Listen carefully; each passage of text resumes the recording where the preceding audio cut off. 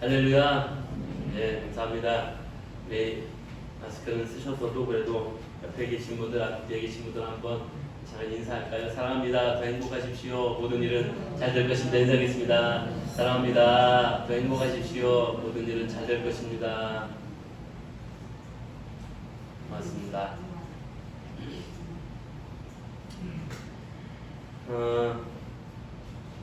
가만 보면 노는 거 싫어하는 사람은 아무도 없죠.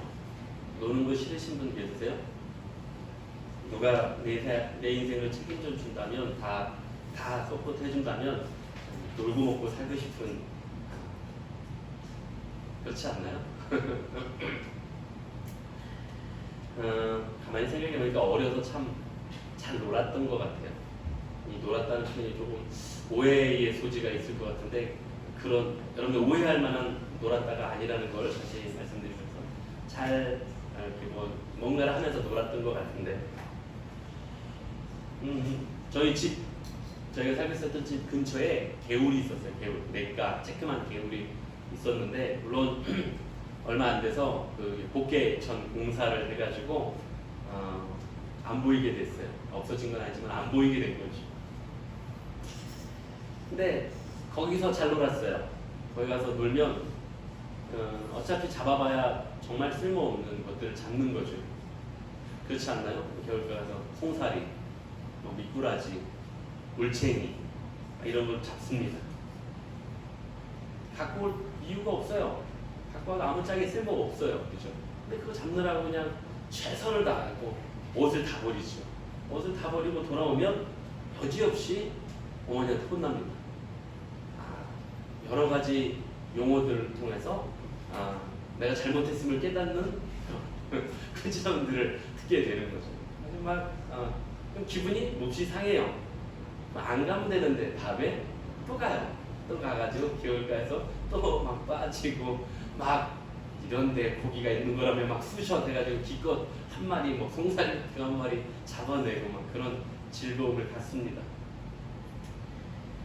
아주 오래된 사진을 보니까 제가 신발하고 옷이 이미 다 젖어가지고 그 개울에서 빠져서 다 젖어가지고 얼굴을 보니 이미 어머니한테 이미 혼날 거 다 혼나가지고 고개는 푹 숙인 채 사진 찍으라고 했던 것 같아요. 그래서 아마 무슨 일이었는지 잘 기억도 안 나는데 교회 성도님들하고 부모님들하고 얼굴을 푹 숙인 채 신발은 다 젖었고 바지까지 다 젖은 채 고개를 푹 숙인 채 찍은 사진이 아직도 남아있어서 이때 내가 개울가에 갔었구나 라는 생각을 하게 하는 그런 사진이 남아있기도 합니다. 집 앞에 골목이잖아요. 집 다리 골목이잖아요. 근데 요즘 아이들은 흙을 만져볼 수 있는 기회가 좀 없는 것 같아서 참 아쉬워요. 동네 골목에 포장이 어디 돼 있습니까? 다 맨 땅이잖아요. 맨 땅에서 참 이것저것 많이 하면서 놀았어요. 저는 진짜 거기서 정말 많이 놀았던 것 같아요. 집 앞에. 집 안에 놀 게 없으니까. 하여튼 그거 나와서 참 많이 놀았어요. 비석치기라고 아세요? 비석치기라는 것도 했고요. 비석치기 진짜 많이 했어요. 하여튼 몇 세트를 했나 몰라요. 하여튼 엄청나게 많이 하고 놀았고, 막 자치기 또 이렇게 그런 거 해보셨나요? 이렇게 공 가지고 손으로 주먹으로 막 치면서 야구가 아니라 전문 용어로 짬뽕이라고 하는데 이런 거 해보셨는지 모르겠는데, 그 땅바닥에 그림 그려놓고 하는 게임들이 유독 많았어요. 요즘에 제가 초등학교에 가보니까 그거 교과서에도 나오고 아이들이 그거 한다 하대요. 사방치기. 학교에 보니까 그게 그려져 있어요. 아예 수업 시간에 써야 돼서 락카로 그게 그려져 있더라고요. 페인트로. 야, 일회용으로 그려야지 어떻게 이렇게 그려놨나. 이렇게 보니까 사방치기를. 이게 동네마다 조금씩 차이가 있는데 이름이. 혹시 오징어 이런 거 아세요? 천안에구나. 오징어 하는 거. 오징어. 보물섬. 이런 막 그림 그려놓고 하는 게임들이 있거든요. 그런 거 참 많이 했습니다. 아주 많이 했어요. 사람들을 모으고 싶은 간절함이 있을 정도로 막 많이 했어요. 근데 요즘 아이들은 그런 걸 못 해보는 것 같아요. 오로지 이 스마트폰에서 이 목디스크 올 것만 같은 이 게임을 집중할 수밖에 없고, 또 혹은 컴퓨터 게임에 집중할 수밖에 없는 그런 것들이 놀이기구의 대부분이 되어버린 것 같아서 물론 그 나름대로의 무엇인가가 있겠습니다만은 아쉬움이 흙을 만져보는 자연 속에서 또 아이들과 어울려보는 그런 놀이 문화는 좀 없는 것 같아서 좀 아쉬움이 좀 있는 것 같았습니다. 어쨌든 예전에는 밖에서 그렇게 어울려서 노는 게 놀이 문화의 전부였어요. 자, 근데 이렇게 놀으려면요, 편을 나눠야 돼요. 편을 나눠야 됩니다. 야구, 축구 같은 거 뭐 말할 것도 없이 당연히 편이 나누어져서 하는 게임입니다. 하다못해 비석치기를 해도요, 자치기를 해도요, 오징어 보물섬 이거 알아들으시는 분, 못 알아들으시는 분 있는데 동네마다 좀 차이가 있으니까 그냥 그러려니 하시고 넘어갑시다. 사방치기 등등 또 편을 나눠야 돼. 근데 누가 우리 편이 되는지 또 내가 어느 편에 속하게 되는지는 매우 중요한 문제가 됩니다. 그래서 그날 해질녘쯤에 엄마가 밥 먹으라고 소리 지르는 그 순간 내가 이제 이 모든 것을 파하고 들어가야 될 때 이겨서 기분 좋게 집에 들어가느냐 아니면 져가지고 기분 꿀꿀한 상태로 집에 들어가느냐가 결정되게 돼 있어요. 내가 어느 편이냐에 따라서. 물론 그 놀이에서 진다고 해서 또 이긴다고 해서 뭔가 특별한 일이 하나도 안 생깁니다. 땅 따먹기를 아십니까? 저 옆에 그림은 땅 따먹기를 하는 건데 땅 따먹기 해보셨죠? 네. 뭐 요즘 이 땅 따먹기 해보셨으면 어느 정도 이제 나이가 어느 정도인지 다 가늠되는 거죠. 땅 따먹기를 해보면 땅 따먹기 열심히 하다가 엄마가 밥 먹으라고 들어오면 지우고 들어가면 그만이에요. 그래서 땅 따먹기를 해도 제가 수없이 많은 땅을 따봤는데 제 땅이 되지 않았어요. 아직도 제 땅 아니에요, 그 땅이. 땅 따먹기를 하고 끝나면 그냥 그만인 거예요. 근데 그때 편을 나누는 것도 나름대로 중요해요. 그래도 그때의 잠깐의 즐거움이라는 게 무슨 즐거움? 이기는 즐거움. 그런데요, 나이를 좀 한 살 한 살 먹어가면서 또 세상 속에서 살다 보니까 그 옛날에 어릴 때 편을 나누던 거와는 또 다른 의미와 또 다른 느낌의 편을 나누는 일들이 생기더라고요. 간혹은 원하든 원하지 않든 어떤 편에는 서야 하는 결정을 내려야 하는 상황 앞에 놓이게 되더라는 거죠. 물론 그것이 정치적인 것이 될 때도 있습니다. 정치적으로 어떤 편인가는 서야 하는 그런 상황에 놓여지게 될 때도 있습니다. 뭐 세상의 정치에도 그렇고요, 그 교단에도 그렇고요, 아주 불편할 때가 많습니다. 어느 편인가는 서야 하는 그런 결정을 해야 됩니다. 또 물질을 사용할 때도 그래요. 어떤 편인가는 서야 되는 그런 결정을 해야 되는 순간도 있고요. 내가 어떤 편에 서야 하는가 하는 결정을 해야 되는 순간이 우리 삶 속에는 수없이 많이 찾아오고 다가오고 있다라는 것입니다. 그런데 하나님께서는 이 어느 편에 설 것인가를 우리에게 결정할 수 있는 의지를 허락하셨어요.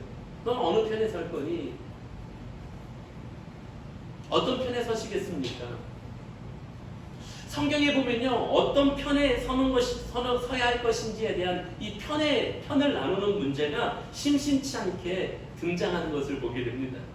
그런데 이 편에 대해서 이야기할 때 그냥 예전에 우리가 놀던 비석치기나 사방치기와 같은 가벼운 문제가 아니에요. 이 편을 나누는 건 사실 이기고 지는 문제예요. 아니, 여기서 이기고 지는 문제는 조금 가벼운 표현이 아니라 좀 더 정확하게 이야기하자면 살고 죽는 문제에 편이 나누어지는 갈림길 앞에 우리가 서게 된다라는 것입니다. 이렇게 중요한 것이 편입니다. 우리 편.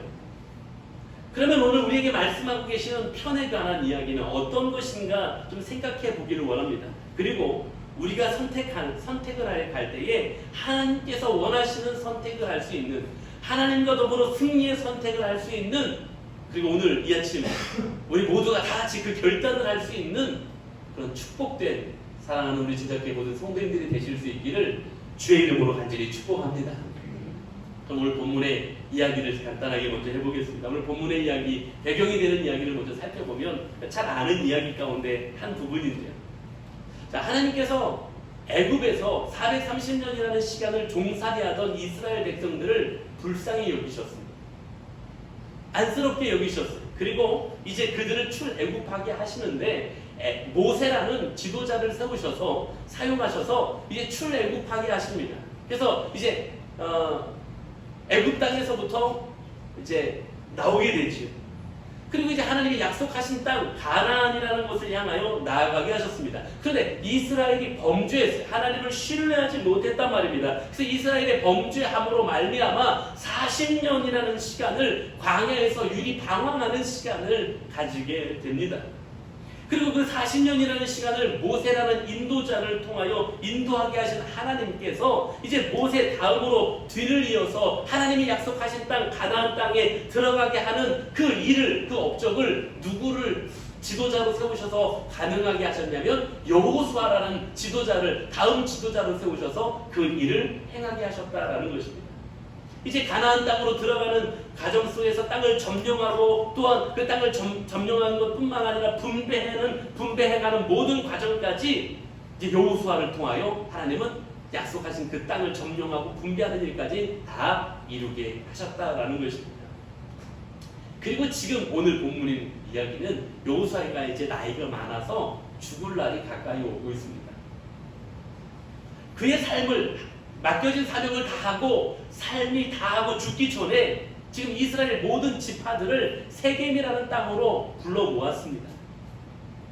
그리고 세겜 땅에 다 모이게 한 뒤에 지금 이 여호수아가 하는 말이 무엇이냐면 지금까지 우리를 인도하신 하나님, 출애굽하게 하셨고 그 광야 속에서 이기게 하셨고 그리고 그 모든 역경과 그 어려움 속에서 약속하신 하나님의 약속하신 이 가나안 땅에 이르게 하신 하나님은 인도하신 하나님, 길을 내시고 축복의 땅까지 인도하신 역사를 이루어 가신 하나님이시라는 것을 다시 한번 이스라엘 백성들에게 선포하며 이야기하는 장면이 이제 본문 앞에 등장하는 이야기입니다.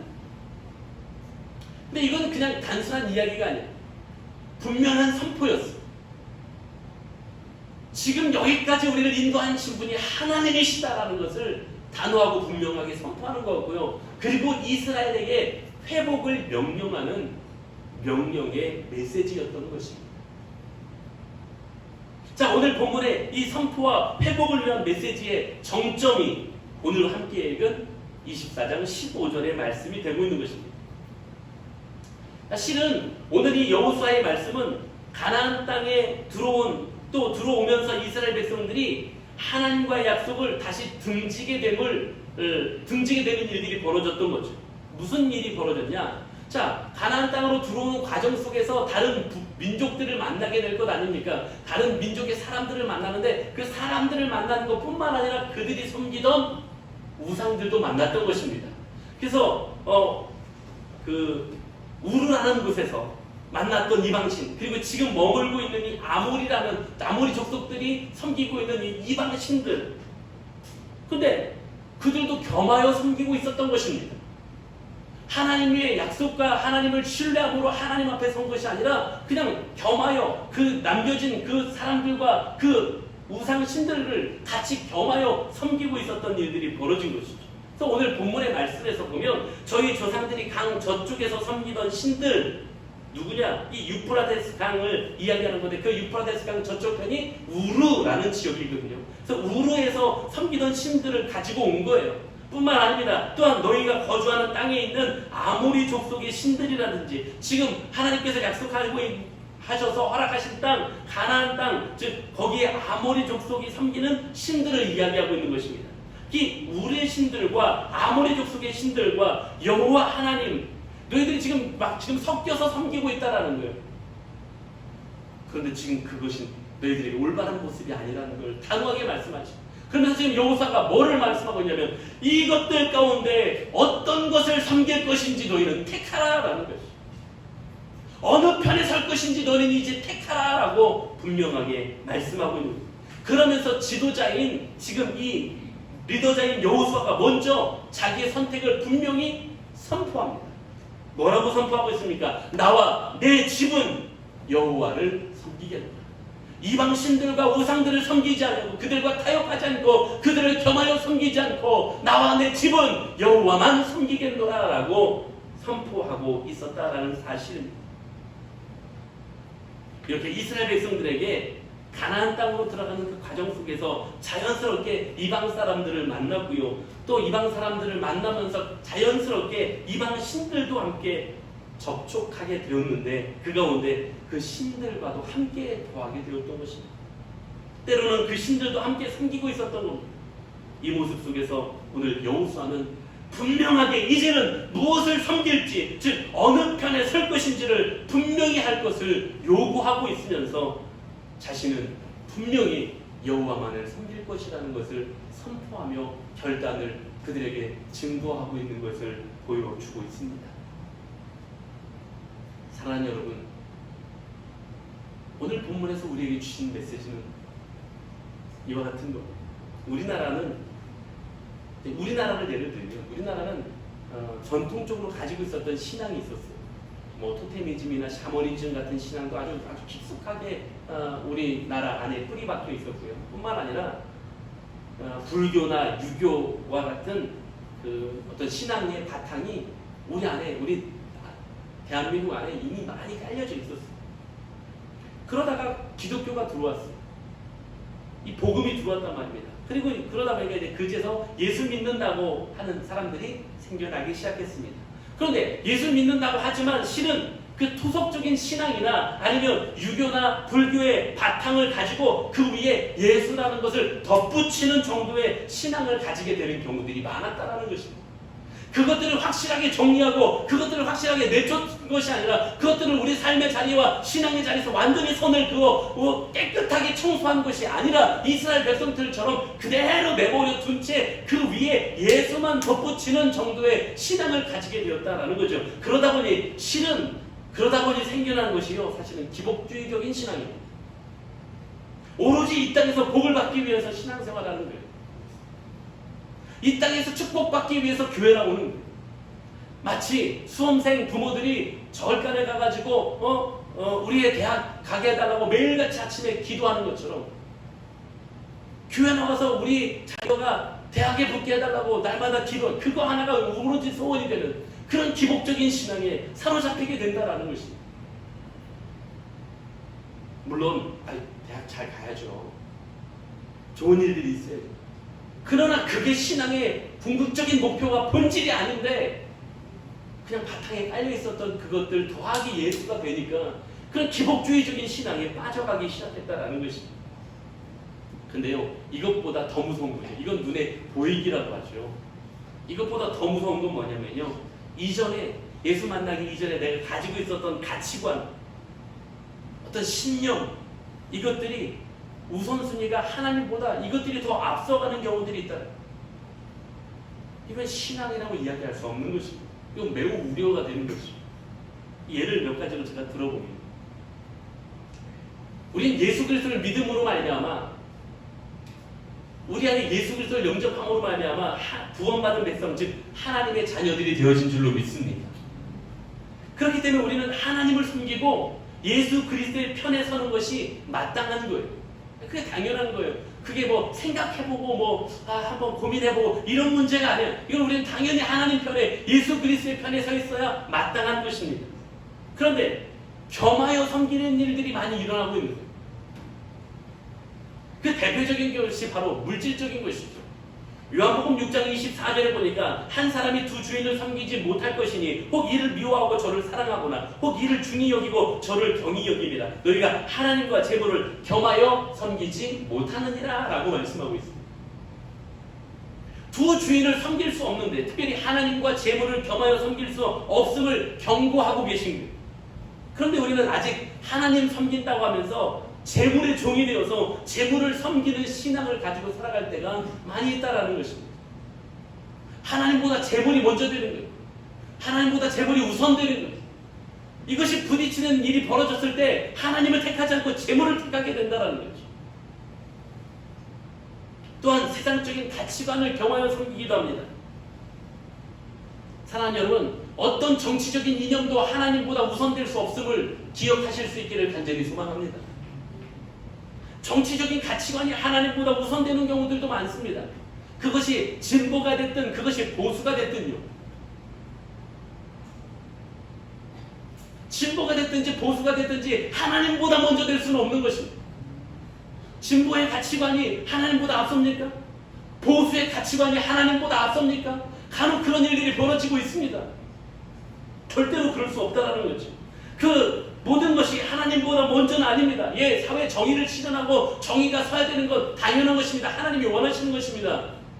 하나님이 기준이 될 때 그것이 정의임을 기억하실 수 있기를 간절히 소망합니다.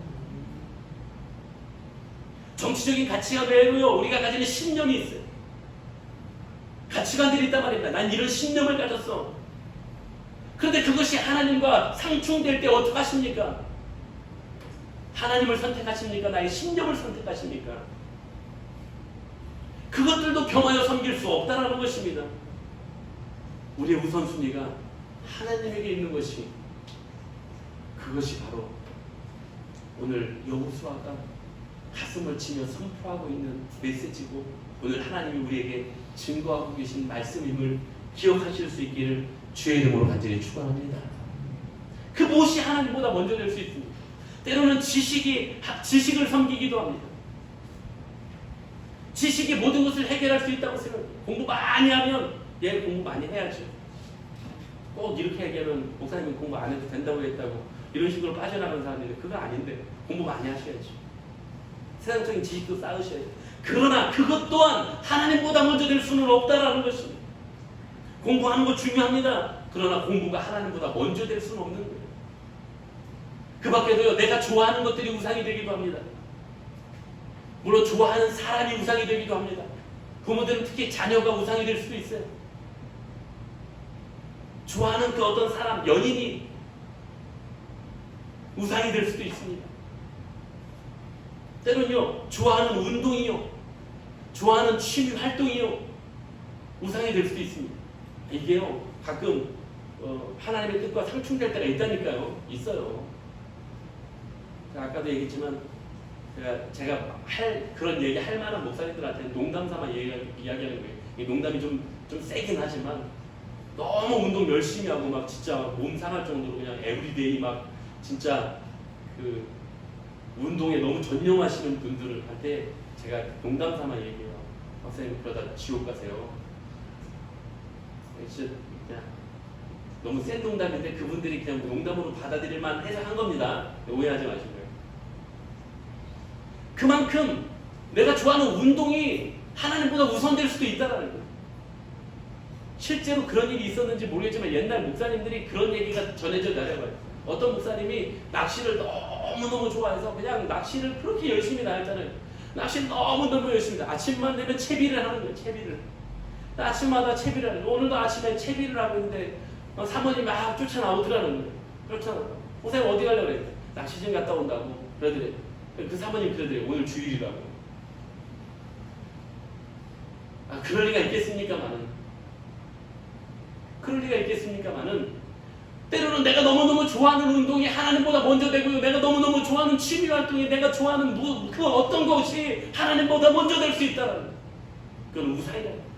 제가 지금 이야기하는 것들이 어쩌면 실소를 내뱉을 만한 것들일 수도 있지만 실제 그것들이 하나님보다 우선될 수도 있는 것이고요. 그것들이 하나님보다 우선될 때 결국 그건 우상이 되어버리는 거예요. 하나님 편에 서지 않는 일이 되어버리는 것입니다.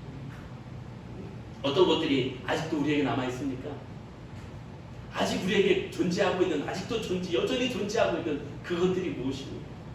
하나님을 선택하였다면 분명히 하나님을 선택하였다면 아주 분명하게 하나님을 섬길 수 있는 우리 성도님들이 되실 수 있기를 소망합니다. 오늘 본문이 등장하기 바로 앞에 여호수아가 24장 14절에서 하고 있는 말씀을 보면 타협해서는 안 된다라는 걸 분명히 하고 있는 것을 보게 되는 거예요. 14절 말씀 보겠습니다. 그러므로 이제는 여호와를 경외하며 온전함과 진실함으로 그를 섬기라. 너희의 조상들이 강 저쪽과 애굽에서 섬기던 신들을 치워버리고 여호와만 섬기라 라고 말씀합니다. 치워버리라는 거예요. 이전의 가치관들, 너희들이 우상되었던 그 하나님보다 먼저 되었던 그것들, 하나님 진짜 만나고 하나님 편에 서기를 원하고 하나님을 섬기기 원한다면 미안하지만 그거 다 치워버리라는 거예요. 국어의 조사가 굉장히 중요하잖아요. 그죠? 물론 다른 언어들도 조사가 중요할 거예요. 근데 제가 다른 언어들 잘 모르니까 국어 조사가 엄청 중요해요. 그 단어 하나가 뭐가 붙었느냐가 굉장히 다른 의미를 가져다 줍니다. 오늘 여호수아가 14절 마지막에 뭐라고 말씀하고 있습니까? 여호와만 섬기라 라고 말씀하고 있죠. 이건 분명히 다른 것을 겸하여 섬기는 신앙이 아니라 여호와만 섬기는 참된 신앙이 우리 가운데 있어야 되고 여호와 편에 서야 되는 분명함이 우리 가운데 있어야 된다는 것을 분명하고 단호하게 말씀하고 계시다라는 것입니다. 그럼 이제 우리는 선택해야 됩니다. 선택할 시간이 왔습니다. 여호와의 편을 선택할 것입니다.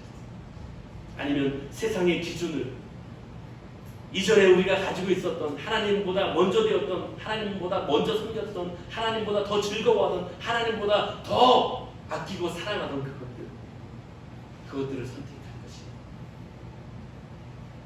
사랑하는 여러분, 여호와만 섬기라고 했던 여호수아의 음성 속에서 이것도 섬기고 저것도 섬기는 것은 불가능하다는 것을 우리는 알 수 있지 않습니까? 그러면 어느 편을 택하시겠습니까? 그 선택이 지금 우리에게 주어져 있다는 사실입니다. 제가 자주 하는 표현이죠. 제가 아주 싫어하는 그 표현이 있다고. 좋은 게 좋은 거다. 저도 되게 싫어해요. 분명히 해야지 좋은 게 좋은 게 어디 있어요. 그걸 조금 신앙적인 용어로 풀어 쓴 게 뭐냐면 은혜 되는 대로. 은혜 되는 대로 하래요. 은혜 되는 대로 하는 이 표현이 굉장히 많이 쓰이고 있어요. 성경에는 단 한 번도 나오지 않는 말입니다. 은혜 되는 대로 하라는 표현이 성경 어디에 나옵니까? 제가 늘 말씀드리지만 어딘가 있다면 반드시 찾아서 저에게 가져다 주시길 부탁을 드립니다. 은혜 되는 대로라고 모호하게 성경은 표현하지 않았다는 거예요. 분명하게 오늘 여호수아도 아주 분명하게 표현하고 있지 않습니까? 여호와만 섬기라고 말씀하고 있지 않습니까? 사람들은 누구나 승리를 꿈꾸면서 승리를 소망하면서 살아갑니다. 지고 싶어하는 사람이 어디 있습니까? 하나 이글스가 18연패 중입니다. 제가 하나 이글스 골프 팬으로서 18연패를 당하고 있는 하나를 보고서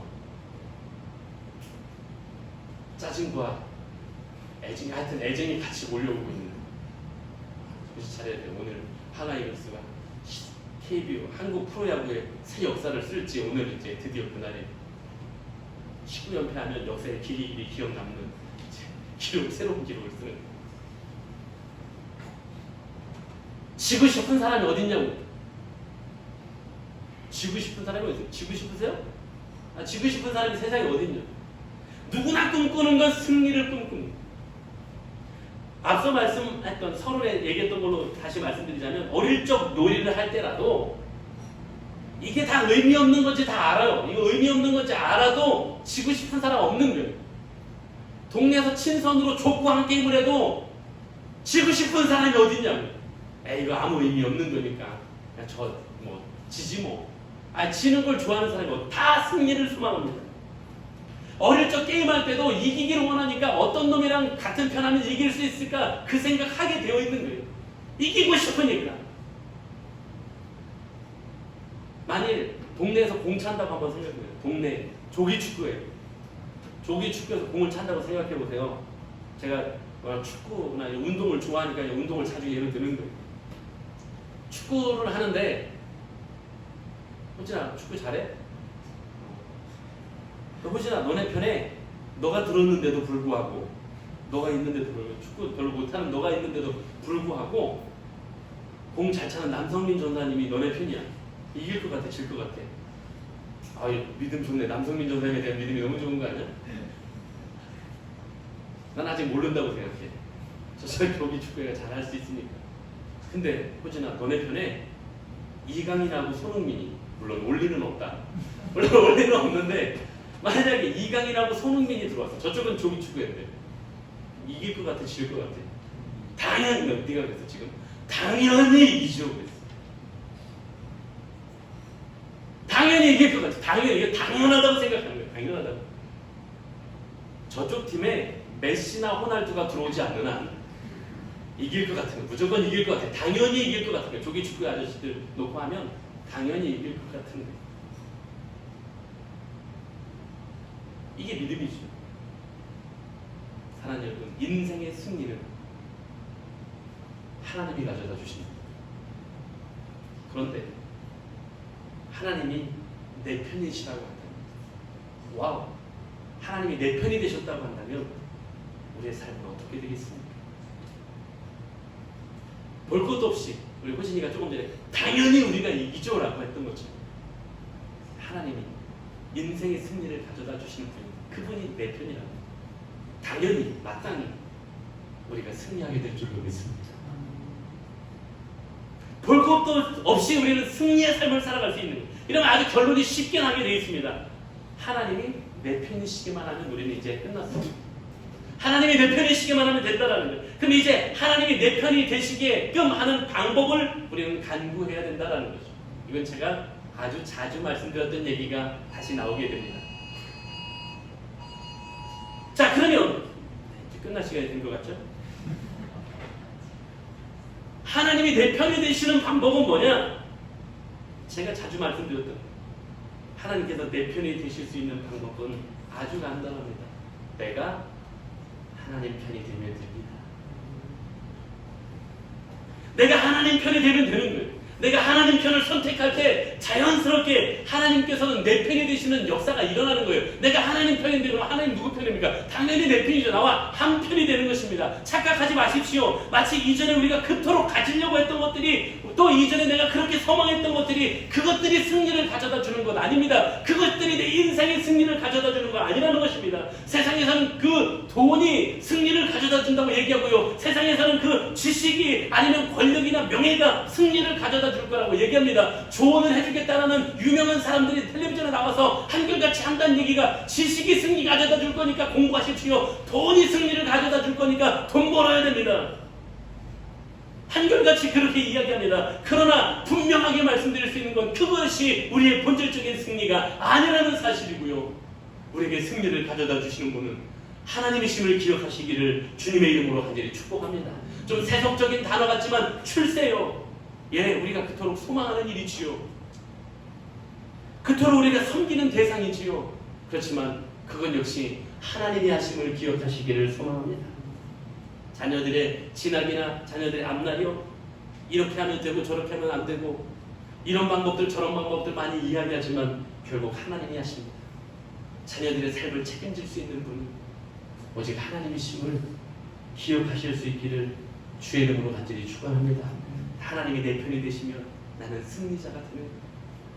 물론 하나님의 기준과 나의 기준의 차이가 있을 수 있지만 우리 본질적인 승리를 취할 수 있는 사람들을 기억하실 수 있기를 주의 이름으로 간절히 축원합니다.